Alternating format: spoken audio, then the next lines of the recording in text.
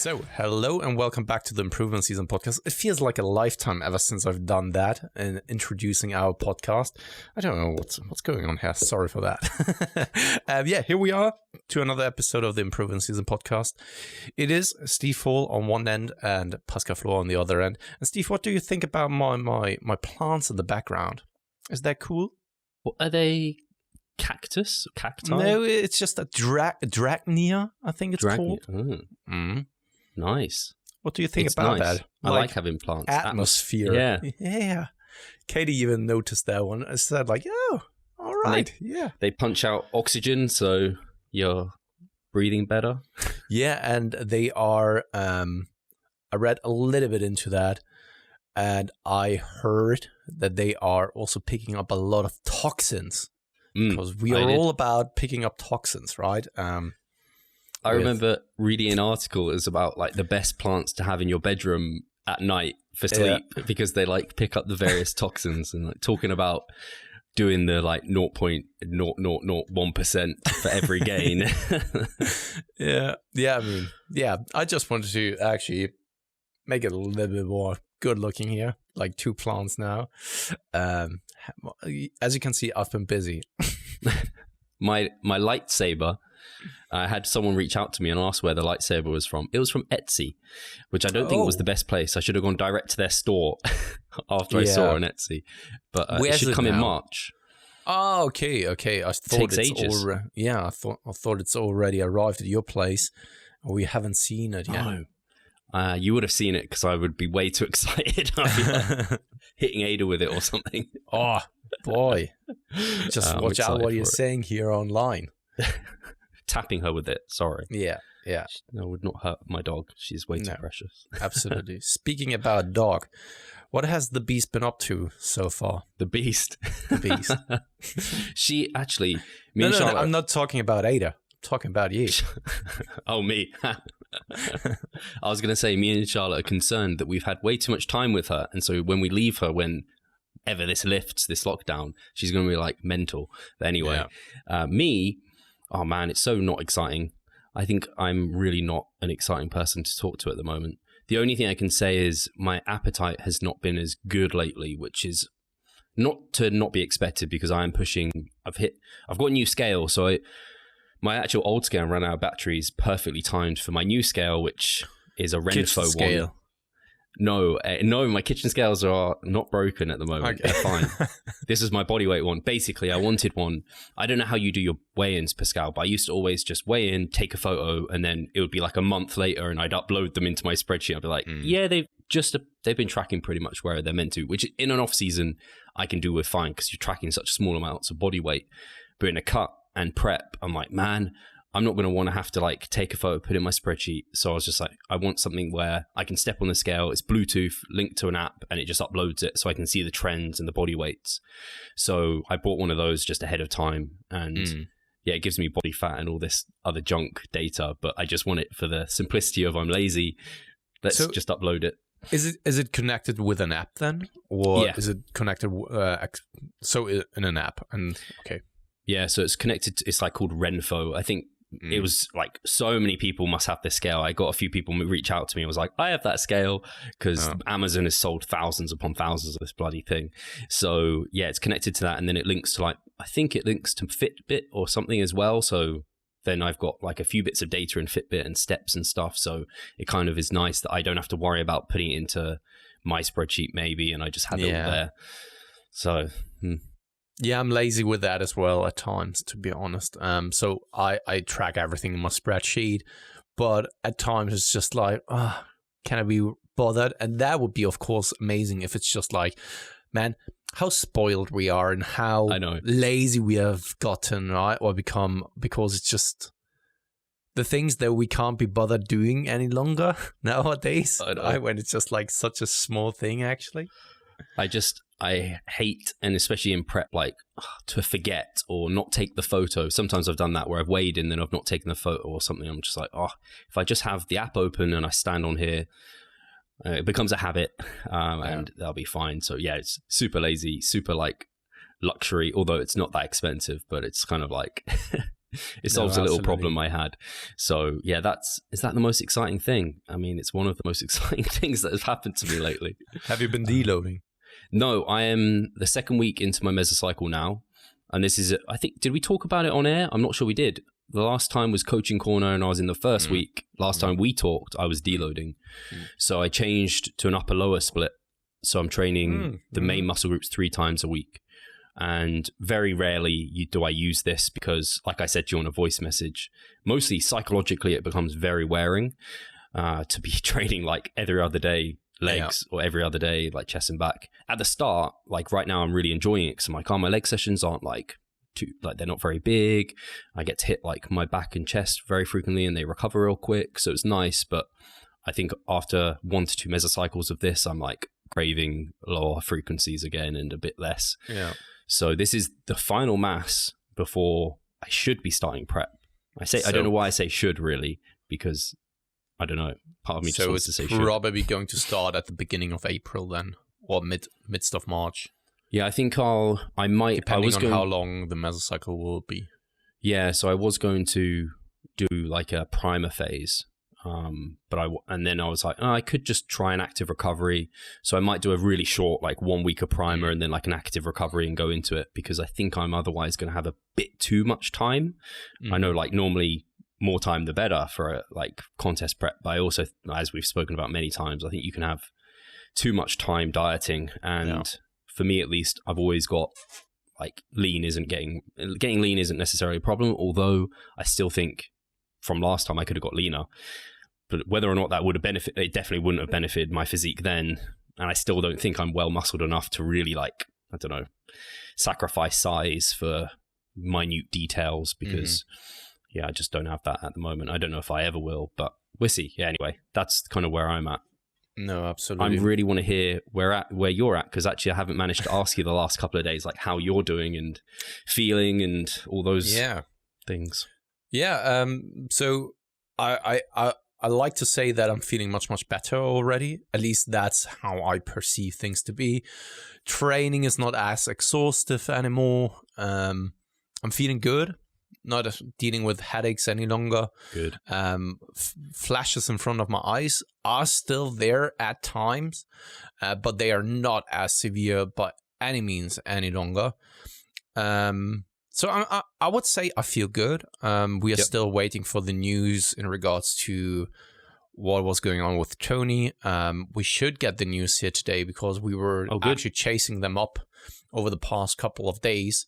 And finally, they said they have the results there, but it is only allowed that the doctor is actually delivering the results. And he was right now in surgery. So yeah, we are just waiting for the results to come to us. And once, hopefully, this is good news, let's hope for the best, then I think I'm good. And stress off. I actually told you or I said to you already that I'm craving now to go back into a caloric deficit. But at the same time, I will actually get my eyes lasered in 1.5 weeks. No, in 1 week from now. So next week, Friday. Today is Thursday, the 18th. And next week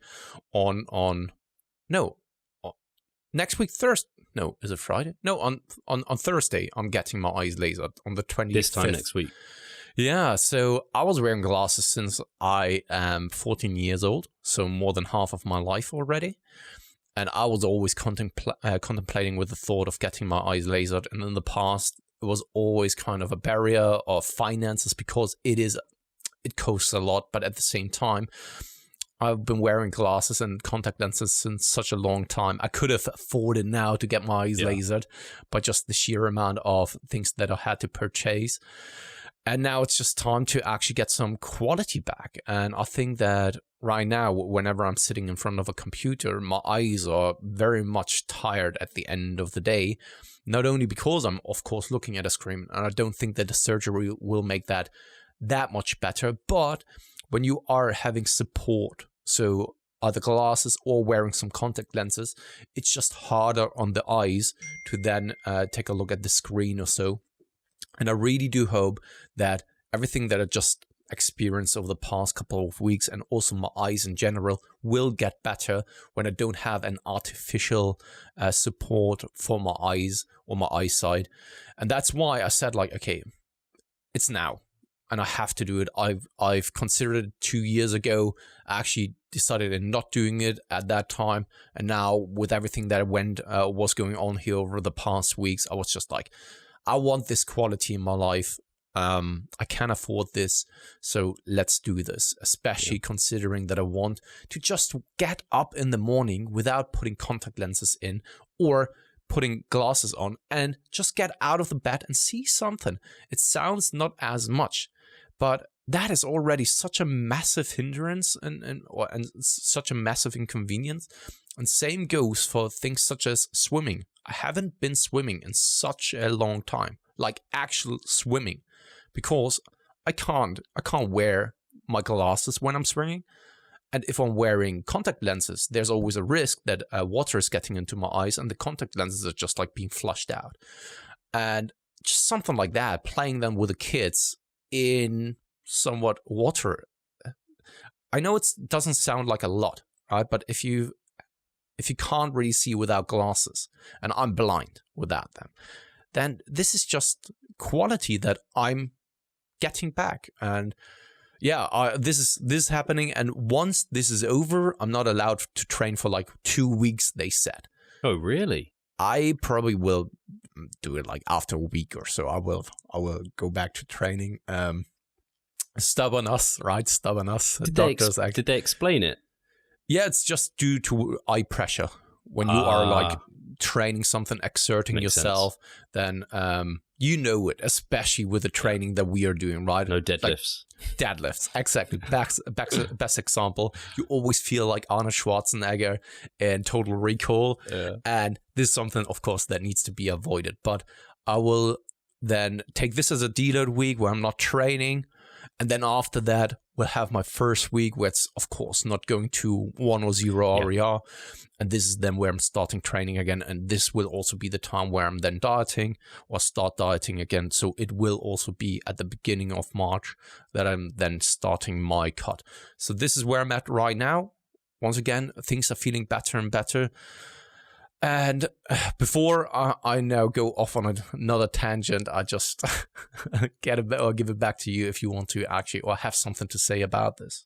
Only that I'm really pleased for you, because I can only imagine. When you were saying it, I couldn't think of a good analogy or a good example, but just the fact that you have to rely on something for support, you don't want to have to rely on that. And if you can do this thing that you can afford, like it's a no-brainer, I guess. That's exactly what it is, and it's only going to help you. So, but yeah, I'm really pleased that also like things are being sorted out on your end, and you can finally get progressing in the direction you want to be going again, because man, it's not fun when you're just like not able to do that, and it's not pre-planned. And so right now I still don't know what it was, right? I'm still going to the neurologist, and as everyone and you as well have heard of me just reporting what was going on over the past week, I've done a lot of testing, right? Got my brain checked, got my blood checked, got my blood pressure checked, got my lungs checked. Nothing came back negatively, right? That something is going on. And I'm very hesitant in actually saying this. And this just speaks a lot for itself, that I'm that hesitant in speaking it out loudly, of how much or how people look at it already nowadays, and especially in our realms. Because if you are saying or talking about overtraining, so many people are just like brushing it off nowadays and say like, yeah, overtraining is not really a thing, etc., etc. And that's why I'm very, very hesitant, and I'm even, I don't know, ignorant to that, where I said like, no, this can't be the case. There's no possibility that I was overtrained or overstressed or, I don't know, somewhat of a burnout or whatever, right? I'm very hesitant in actually taking these words into my mouth, because we know that mantra in our realms, especially how people look at that. And I'm also someone who thinks like, I didn't do that much. But in reality, maybe it was that much, but I don't perceive it as such. And And this is something that goes through my head constantly, that maybe I was just overdoing things. Because I had it the first time with my eyes only back in summer when I was pushing the envelope super hard. I was training as hard and much as I've never had in my entire life, right? And then that was the first time when my eyes were actually flashing and stuff, right? Back in August. And this time, maybe it never went truly away because I didn't change anything about my training. And maybe it just compounded, and now it just broke out where I was just like a little bit crushed. And it took me now weeks of actually getting better. And once again, I'm so hesitant and just even considering that because of people's viewpoint on something like overtraining or burnout and overdoing things. And I feel kind of even guilty even thinking that, because I also think that it's hard to actually put yourself into that spot where you feel that way or where you are crushing yourself that much. But when I now just reflect back on the training, maybe I was just overdoing it also in regards to twice a day training, that the typical fallacy that people are falling into, that twice a day training, also something that we have been talking about, that some people just ramp up the volume and each and every single split session becomes a single session itself. And then instead of doing like 12 sessions that are normally just 6 sessions, you are actually doing 12 single sessions. And maybe this is what I did. And I can't rule that out, to be honest. Yeah, I think it's really hard because you do hear these mantras, and I think that can be risky because like saying overtraining doesn't exist is absolutely wrong. Like that's a false statement. You can't say that's evidence-based in any way, shape or form because it does exist. It absolutely does. It's kind of like saying a genetic ceiling doesn't exist. It's like, well, no, it absolutely has to exist. Whether or not you get there is another question. But then everyone has different genetics and everyone is different in their own right and has different environmental and circumstances. So whilst one person could do your training, maybe Pascal, and they'd be fine, it might not be fine in various other contexts. They might end up not having that same capacity, or there's so many other stresses in their life that they reach that point way sooner. I know I have clients where I look at sometimes their training, I'm like, is that all you can recover from? Like, it's really not that much. And then I look at the rest of their life and I'm like, right, that's like clearly why, because they haven't got like the luxury of being able to sleep like 8 to 10 hours every night, and they don't have like, they can't optimize their nutrition because they're all over the place and really busy. So and again, some people just don't, they're probably from genetically just aren't set up to be able to recover from that much. So yeah, I can absolutely see why you're hesitant to say it. I can absolutely see it because I think anyone who's into bodybuilding is like, no, I can always go harder. Like I have like infinite capacity. There is no limits to me. So I'd never want to say it either, but I can definitely see how it could have been that. And I know actually having reflected on you saying it, I remember speaking to you and I was like taken a slight bit back because I remember you mentioning some of your set volumes, and I know your set volume did get maybe the highest it's ever been at that, like it's highest. But the thing is, the quality you always have to, you always have to consider the quality as well.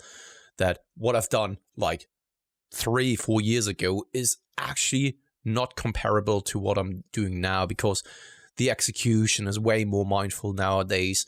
So basically everything about my training and the way I train has changed. So you can't really compare those two with another. Hi guys, Steve here. Just wanted to take a moment of your time to remind you of the Revive Stronger member site. Inside you'll find a thriving forum, a growing exercise library, presentations, research reviews, and courses. If you want to get involved, sign up via the description. Yeah. No, I think that's completely fair. So yeah, I mean, and I would even say from a muscular perspective, I was recovering, but this is perhaps also what someone like Eric Helms is referring to when it comes to the adaptations of being able to do more volume. So when you always ramp up the volume, you are getting better at handling more volume.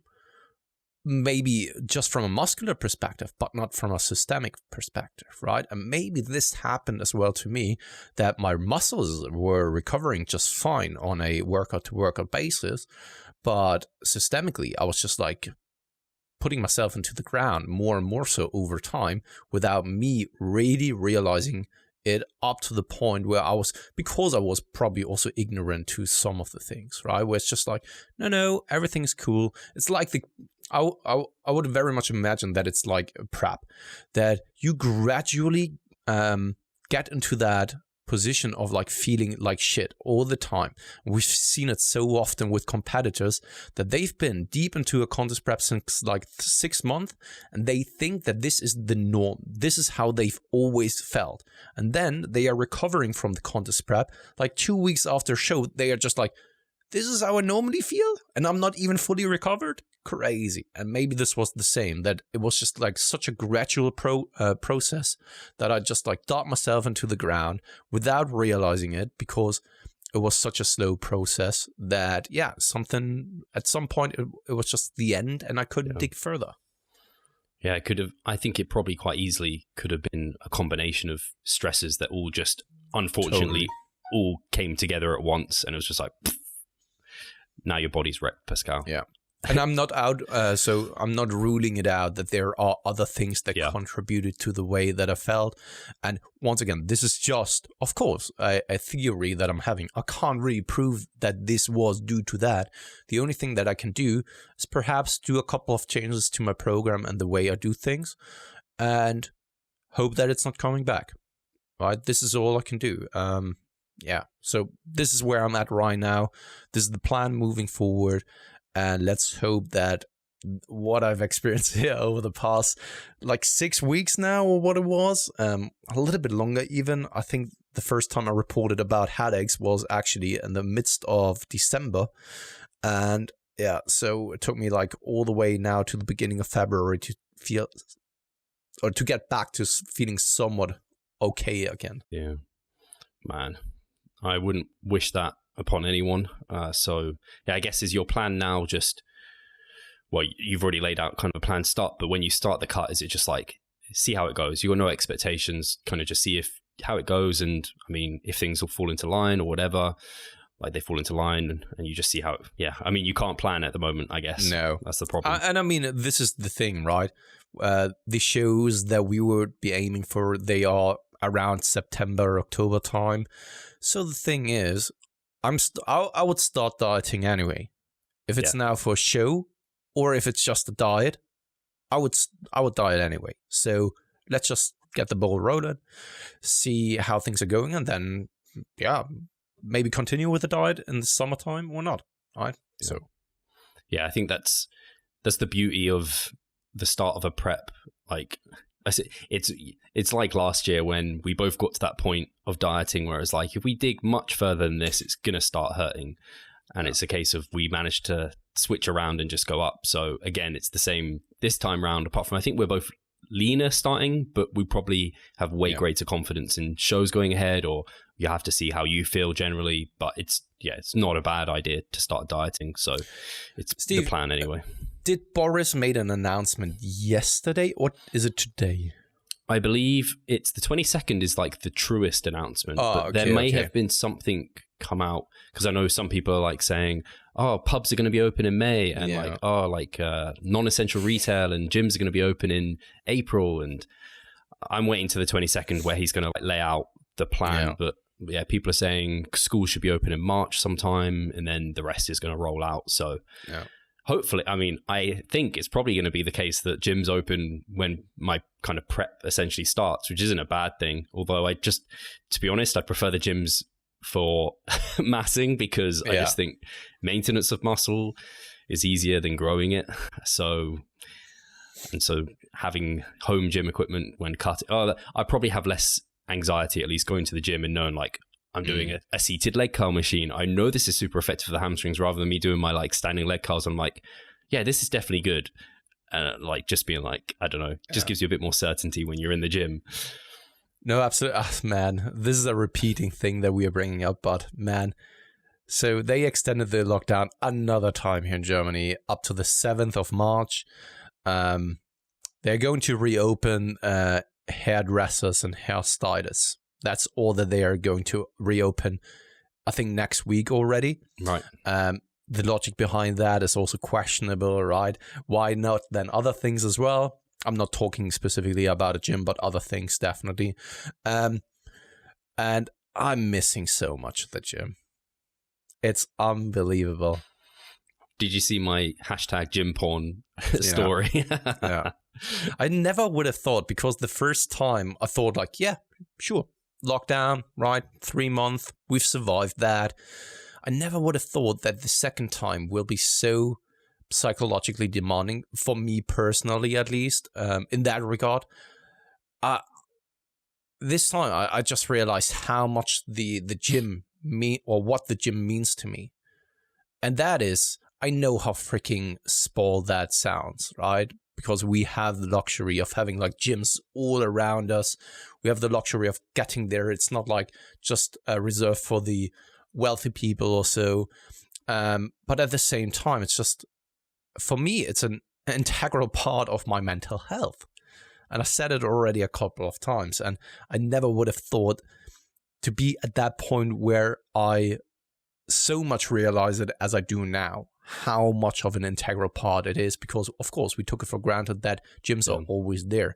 And right now it's just, they are not. And for me, it's just, it means a lot to me. And that's why it's so unsatisfying when the politicians, and I'm not blaming them for that, but when they are saying like, yeah, you're still allowed to do sports outside. Yeah, but you're specifically talking about running, don't you? And running isn't the only sport, right? And not everyone likes to go out and run, right? So it's just so unsatisfying to then hear that of like, yeah, just go out and run if you want to do sports. What's wrong with that? Yeah, that's not me, right? So I'm just looking so much forward to being back at the gym environment. And the good thing is, just around the corner, they are building like a big mall, and there they are planning to put a gym inside that mall, which is just way closer to me than the other gym.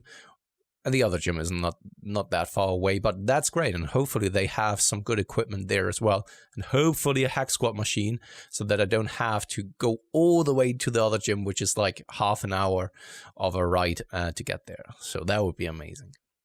I think that's why I ended up buying the sissy squat, and I keep looking at little things that I can get, because I'm like craving the gym. Yeah. So I just like, I don't even care if I'm only using this piece of equipment for a month, if it makes me feel happier every day because I've got it. Like, maybe I'm just you should just buy some kind of virtual reality glasses, building your gym digitally, and then you just like have the glasses on the entire time. Do you think, Pascal, if you had like a fully kitted out home gym, do you think you'd still feel the way you feel a little bit? Or do you feel like that would actually, you'd be like, that's actually all right? I don't know. It's something that I thought of already, because at first, before the lockdown, I was always convinced that I want to have my home gym at some point, that I actually wanted to have my own room even before we went into this house. And now Katie and I, of course, we are, it's far ahead in the future, but we're thinking about, okay, what to do with the house that we're having right now when the kids are gone, because then we have plenty of space for 2 people. It's a lot of space here.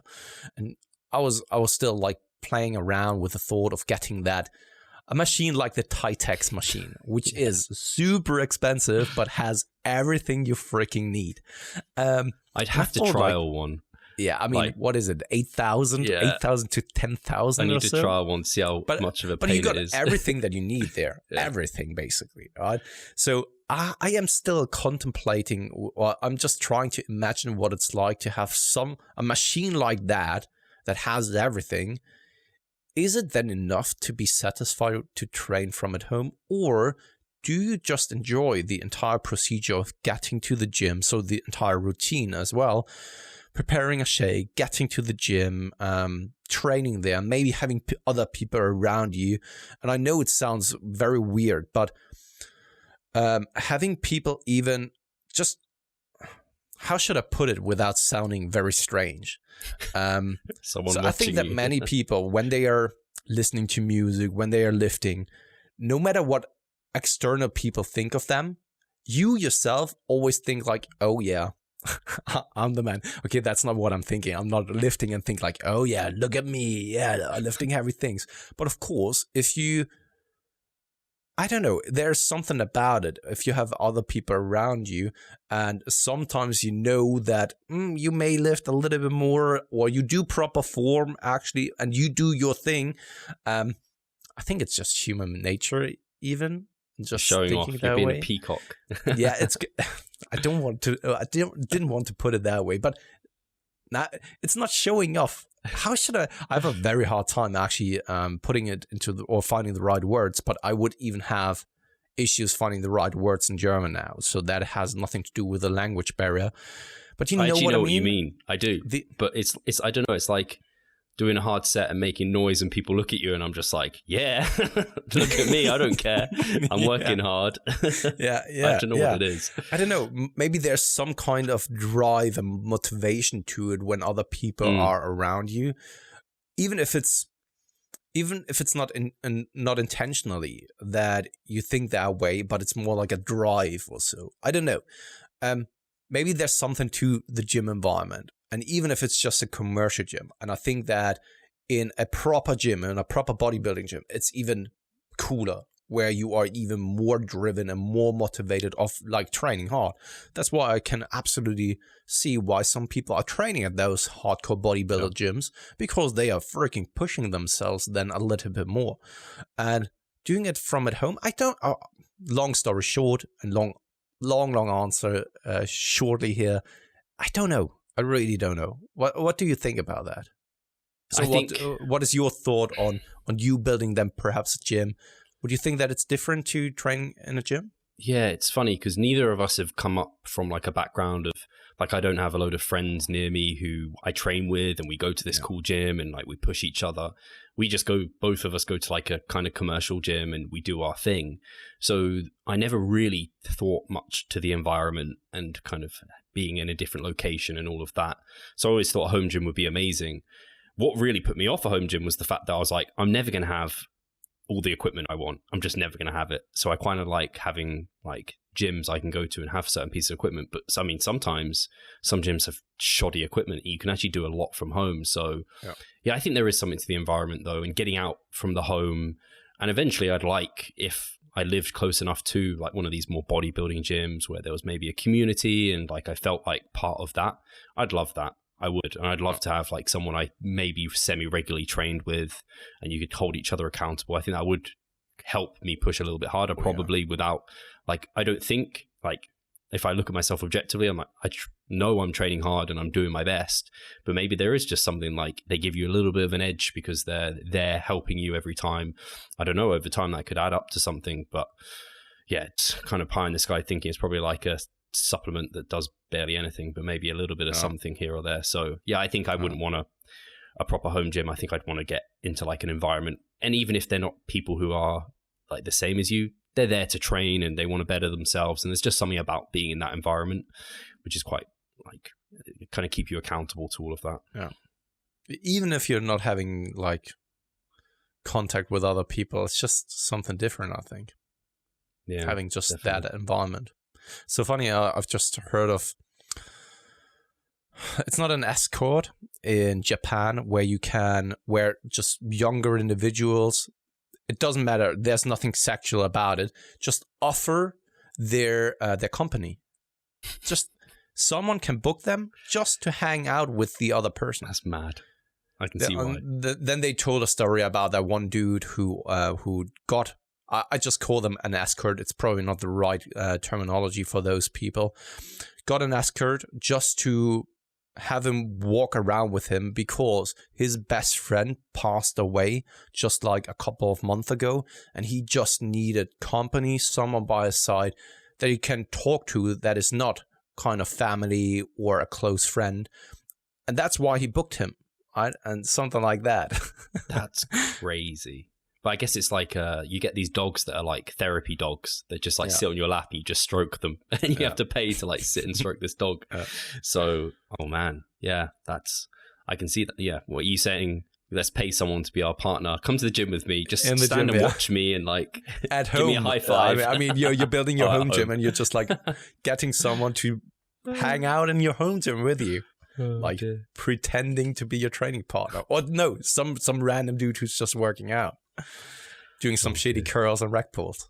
Wouldn't it be a dream though if there was, I don't know, just like a community where everyone in that community was just like this, I don't know, let's say it's like the evidence-based guys, like it's, you see all these guys, there's so many people I interview on the podcast from Florida, and I'm just like, man, I must have interviewed like 10 people from Florida in the evidence-based like fitness community and bodybuilding and stuff. I'm like, fuck, I just want to move there and just train at their gyms. Like that would just it's probably also due to Tampa University. I could imagine, right? Yeah, because that's where Bill Campbell's lab is, isn't it? Yeah, and they are also very much a well-known university for just exercise science, I think. Yeah. So yeah, I definitely want to go to Florida at some point. I know Jess keeps pushing it because she wants to go there. There's like Scott Stevenson's there. I know Lauren Conlin's there. Bill Campbell's there. I'm probably forgetting other people that are also there. I think a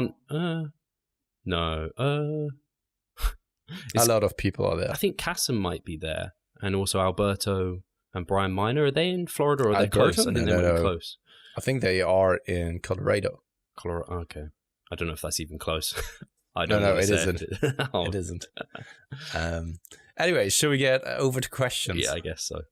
So we still have some left from the 27th of January. So let's just, and this time, that's why we can't cover the supporter questions because we've covered them already. So heading over to the first one, that is not a supporter, or maybe he is, but he didn't tell us. January Grossman. Any regrets of not doing any other sport and fear of not progressing optimally in bodybuilding? There's a whole fun world outside and endless fun activities which you enjoy the more skilled you get at them. And instead of you only choose a purpose of looking yourself from mirror instead of living the life at its fullest. In quotation marks, I wished I lifted more. You say yourself in the deathbed. Biking, mountain biking, skiing, skating, surfing, and so on out there to excite you? No, I guess you can't have it all, but have you ever considered it? Give any chance to other interests? I mean, is there really any good point of looking good if not showing it off with outdoor activities? Question mark. Hey, Pascal here.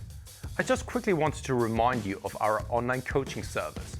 At Revive Stronger, we put a huge emphasis on the personal aspect of our coaching. And if you want to take your physique and knowledge to the next level, hit the link in the description below. This is funny. I have thought about it before, for sure.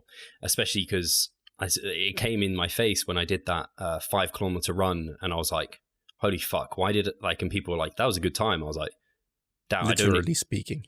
Like, came in your face. Okay, yeah, I did think that when I said that. I can't even remember what my time was, but it was like semi-impressive. I was like, man, what if I actually just fucked bodybuilding off and I just went all in on like mid-distance running or something? But I don't enjoy mid-distance running. I don't know if I'd learn to enjoy it. And I do sometimes, I do like running to an extent, but not the same degree as what bodybuilding's given me. And I think it's really hard to say how I'm going to feel on my deathbed. Like, am I going to be like, Steve, you should have spent so much time lifting? But I think there's always what ifs and buts in life. And I've never been someone to spread myself thinly, and I don't enjoy that. I've always had a small group of friends and a good, strong group of friends and people that I like to surround myself with. And the same with like activities and all of those different things like hobbies. I don't spread myself thinly and I don't do a lot of stuff. I like really getting deep into the stuff that I am doing. So like that's my passion. And so I'm not regretting that I did this bodybuilding, especially because I would not be in the position I am here and now, not if I didn't go down that route. And I don't think I'd be enjoying life as much if I was still a like merchandiser in retail, especially this year, past years. I think I would be in a pretty scary position. So at the moment, I do think about it. I do consider it, but I doubt that I'd be anything special, particularly in anything that I did. Just honestly, it's unlikely that I'm going to be like this amazing runner or amazing kind of skier or whatever it is. Just you'd probably know if that was something that was going to be there. So I'm happy putting everything into one thing to be my best at that, because I'd prefer to be like definitely above average muscularity and a semi-competitive bodybuilder than just like kind of average muscularity, average at skiing, average at like swimming, and not really having that one thing. Yeah, at least that's my thoughts now. Like I can never say I'm going to feel in 50 years time. Yeah, that's a very good point. And I just bring up a different question or a counter question, January. Who says that we are not already living our life to our fullest? I missed that part. Right. But you're right. That is the thing. We are always assuming that only because we have some views on the world or what we deem appropriate, or what we deem like the best thing, doesn't mean that someone else is looking at it the same way. That's why, and especially bodybuilders can probably relate to that. When they've been at family gatherings or social events and you still stuck to your guns and you didn't have the piece of cake or so, or you had it in a very controlled fashion, just like a small piece, and everyone was giving you shit for that, right? Everyone has just some kind of comment on you being a bodybuilder, you eating, in quotation marks, clean, not having that alcoholic beverage, right? And everyone is then saying and asking you, like, don't you ever do something for yourself? Like something good? Like, what the fuck? What do you think I'm doing? Do you think I'm really just like suffering the entire time? Do you think that I'm not enjoying what it is that I'm doing just for feeling miserable all the time? This is exactly what I've chosen to do, right? And only because you would never do that doesn't mean that I'm not enjoying the entirety of the process. So this is just an entire side note on the question itself of living the life to its fullest. Because once again, while I think that there are so many fun activities out there that I would love doing as well, and I would also love traveling the world and seeing nearly each and every single part of nature in the world, because I find it freaking fascinating. But there's always a price to that, and I'm not just speaking about the monetary aspect of things, but of course also time. And you only have a limited amount of time available on this planet, and that's why you, of course, have to set some priorities. What is more important to you, right? And I would love to be that guy who says, hey, I don't need to work any longer, and each and every single day, I'm just doing whatever it is that I would love doing. Like today, I'm going skiing in surfing in Hawaii, and the next week I'm somewhere in the Alpines, I'm skiing then or so, right? But that is not realistic, unfortunately. And also bodybuilding, it gives me joy, it gives me happiness, it gives me a purpose as well. And that doesn't mean that I'm not enjoying my life at the moment, because this is exactly what I've chosen at the current time and the place where I'm at right now. This can always change in the future, and especially when I'm growing a little bit older and my kids are growing up.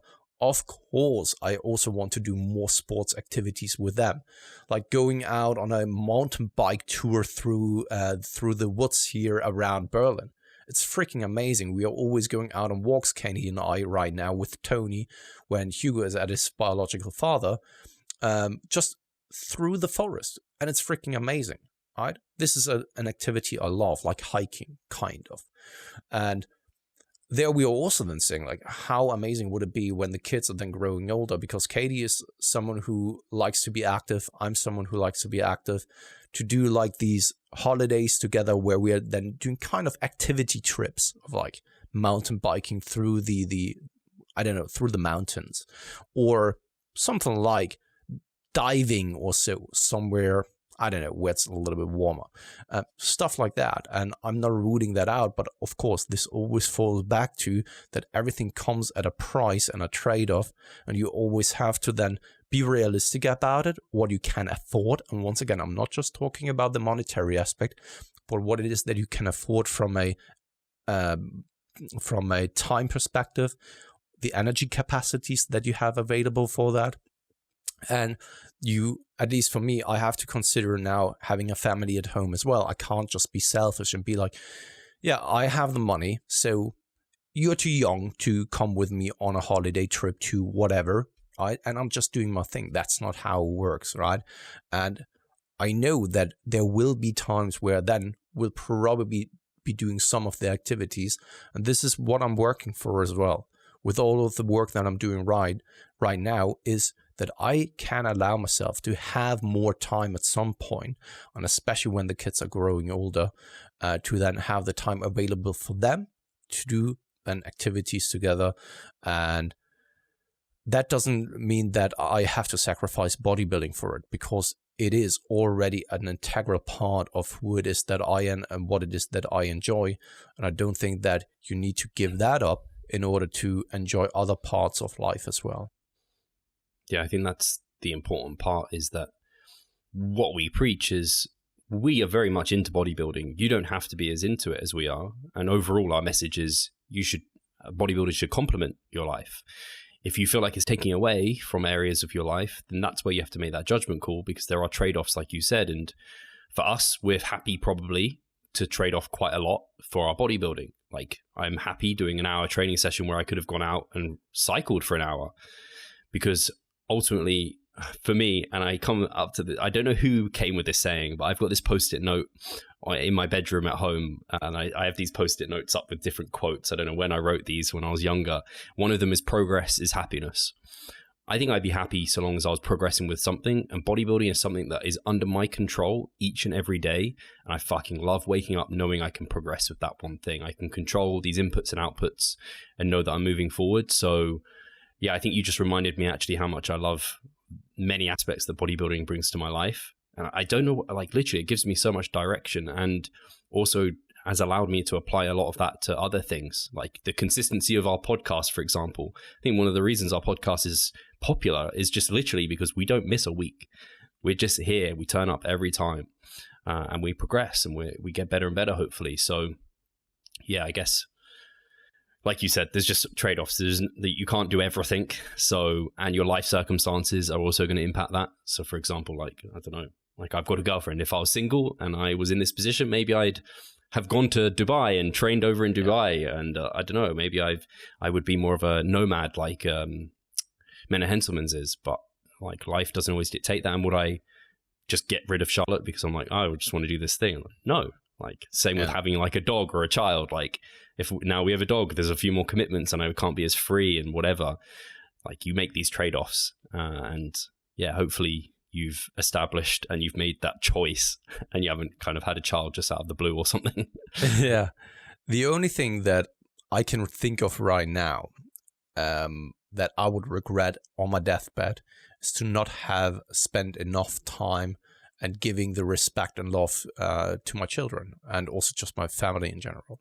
This is the only thing that I can think of right now, because and I know it sounds super weird, especially for the ones who don't have any kind of children at home, but the only purpose why I'm living and doing the things that I'm doing right now is basically for my kids, because I want to see them grow up. I want to see them, I don't know, go through different stages in their career and life, and this is all that I'm excited for and I'm living for at the moment. And that's also why now I'm at a point where I'm very much always concerned about my own health, because I want to see their lives. And this is only possible when I'm healthy and I'm still around. And I'm right now sometimes watching, what is it called again? Minutes with on Unilad. So go over to YouTube and check that out. They are interviewing people from different backgrounds and with different diseases. And there was someone that they've interviewed who was diagnosed with prostate cancer, and he was told that he has only 2 years to live. And he was then talking through the entire process of his experiences, right? And where he had then to also tell his 16-year-old son, like, okay, I got cancer and I will probably not be around in 2 years. And his first thoughts were super selfish. He basically said, like, okay, the first night I thought about what I'm going to miss, right? I'm going to miss the graduation of my son, his wedding, his birth of his first child, etc., etc. And then it switched around, and he thought of the things that other people are then doing on their own or need to do on their own because he just left. This just makes you think so much. And for me, it's not going to be that I think about anything related to bodybuilding, to be honest. I won't regret that I did bodybuilding, but I will also probably not think about bodybuilding when I'm on my deathbed. Probably the biggest thing that I will think of is like my family, right? And that's why This has the highest priority, and right now it doesn't interfere with that. And if bodybuilding were to be at the point where it would interfere with my family life, then of course it has to be put on a back burner, because, man, we are natural bodybuilders. We do it for a hobby. And that's why sometimes people are also too serious about natural bodybuilding. I mean, it's natural bodybuilding. That doesn't mean that you can't love it. That doesn't mean that you can't be passionate about it. And this is a purpose for you. But it's natural bodybuilding. Right. I don't think I have anything else to add, but No. I can see where you're coming from for sure. Even without having kids, I can still see that, like, Yeah. for sure. But thanks for the very cool question. I mean, we've talked a lot about it now. And that just shows that it was a very cool and interesting question. So thank you very much, January. So moving over to Jonas Linkas. What are the signs for bad genetics for 1, gaining muscle, and 2, getting lean? Cool. So actually, I did a podcast with Menno Henselmans all about genetics, and I would definitely refer him to that. I imagine he may have listened to it, but maybe needs a reminder, because even some of the stuff that Menno talked about there was like, how many fingers can you put between like your bicep tendon and your elbow? That kind of gives you an idea of how like big a bicep you can get, or like wrist and ankle circumferences and things like that. And I think they can give you some idea.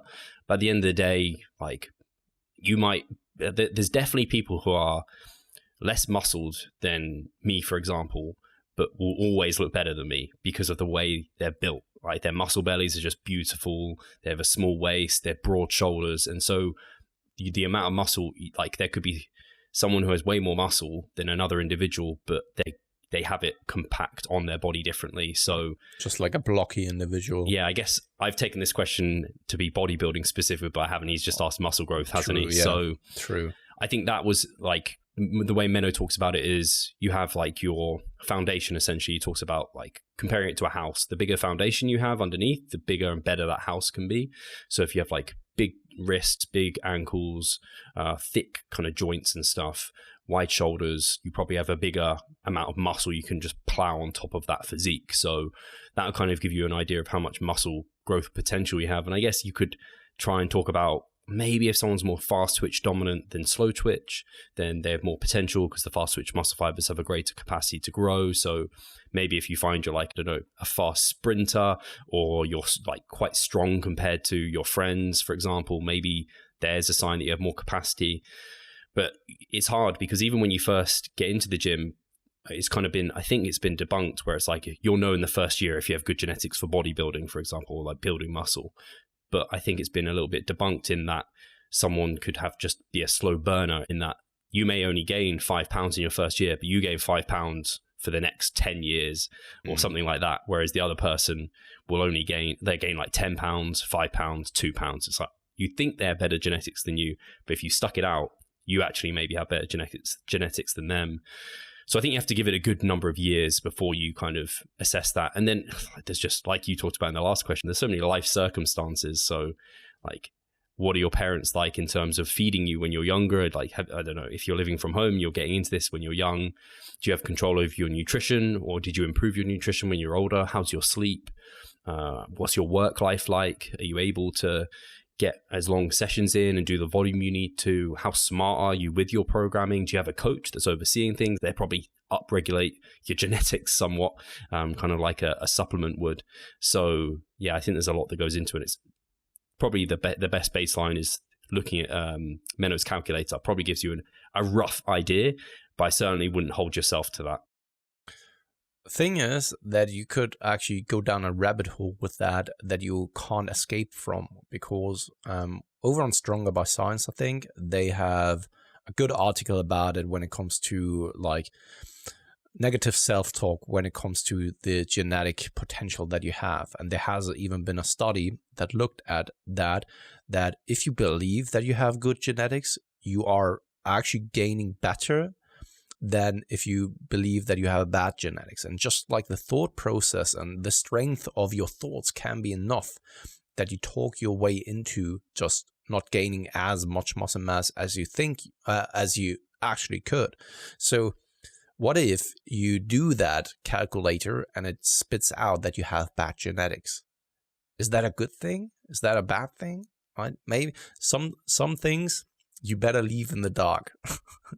And then you can always do the best and do the work, and maybe come back in a couple of years after having put in a lot of work and effort, like after 10 years or so, because then it may not impair and impact you that much negatively anymore, because you've already done the vast majority of work already, right? And then it doesn't really make a difference, because you look at yourself and you're already like, no, I actually look good, even if it says I have bad genetics or so, right? So yeah, and then second part of getting lean in regards to the genetics, of course, also there kind of plays also a role in regards to your the hormonal response to things as well, the psychological aspect of things as well. I think that some people are just predisposed to maybe overeating also due to environmental habits and the way they've been raised in the family as well. And a lot, I can imagine, is also dependent on just like how you've been raised in regards to the way of eating. So for me personally, my parents have never been around. I was a super fat kid, and I think that this will stick with me for the rest of my life, because I've probably built some fat cells or additional fat cells that never will go away again, right? And thus, this is something that, of course, you didn't really have any control over when you've been younger, because you didn't know any better. When someone is telling you eating this is unhealthy, you don't know what this means as a kid, right? So, and this can stick around as well, which then has somewhat, it's more of an epigenetic thing then in that regard. So, but of course, this ties then into the bad genetic kind of predisposition then. So yeah, of course, this also has definitely something to do, but also there, I think this has more to do with environmental factors of, if you're someone who's a tough motherfucker, so to speak, I think that you can actually get much, much leaner than other people.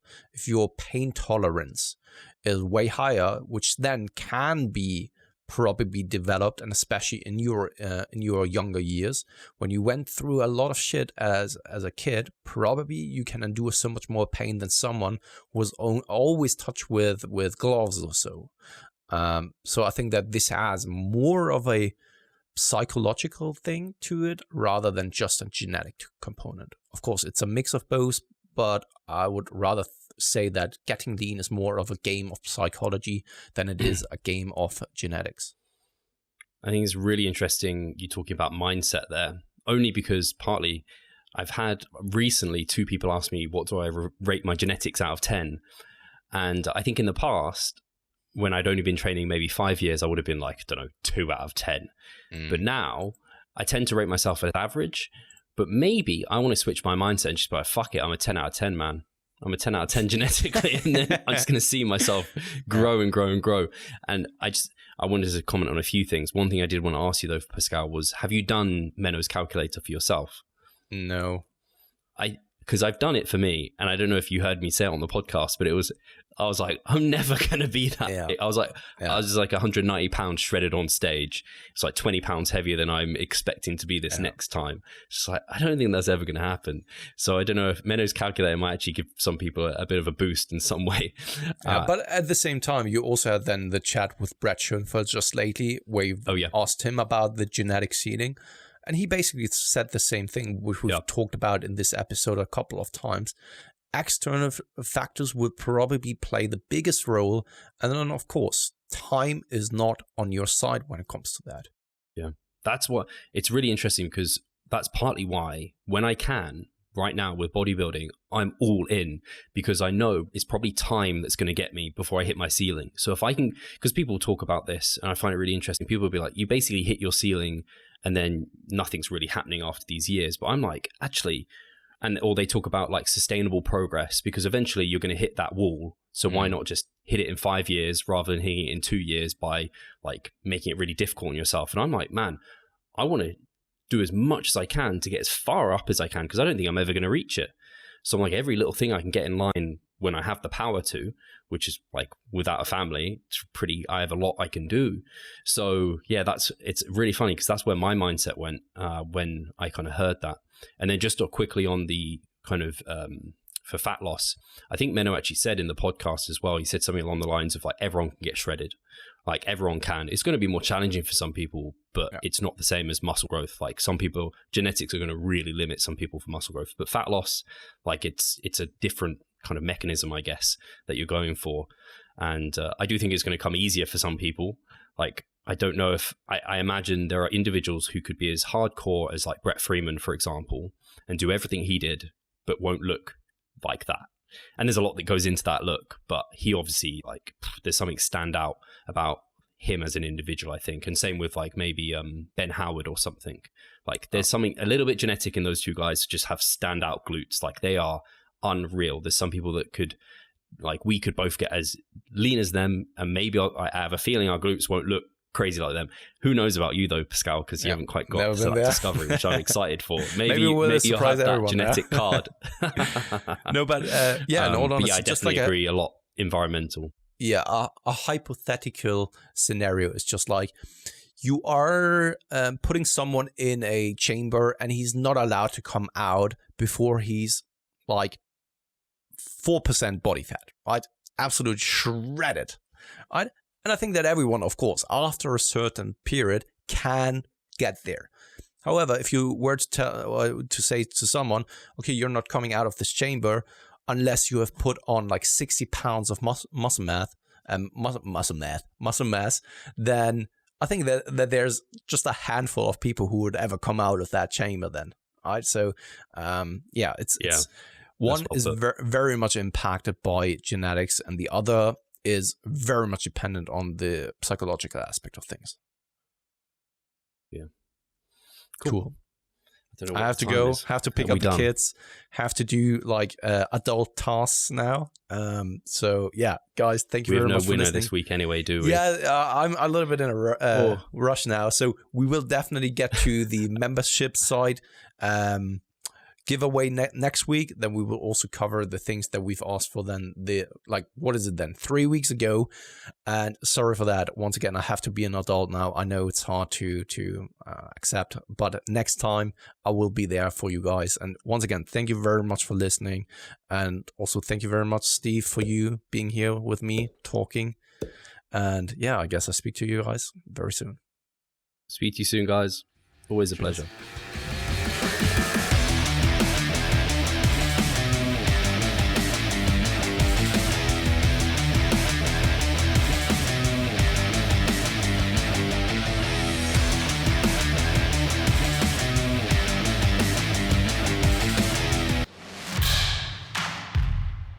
So I'm Steve Hall, founder of Revive Stronger and a coach of Revive Stronger. My name is Pascal. I'm the co-owner of Revive Stronger and also a coach, of course. Revive Stronger has probably been going solidly for 3 years, roughly about 3 years. Revive Stronger, to me, it is becoming kind of my child, my foster child. It's the gathering and getting together of like-minded people. We've been expanding the coaching team, which is helping us help more people. But each coach can only help a certain number of people. Right now, it's all over the place. We have YouTube, we have Facebook, we have Instagram, but there isn't that community aspect behind that. And so the next step for us is developing a membership site. So basically, we want to create a family and a community that is then benefiting from another.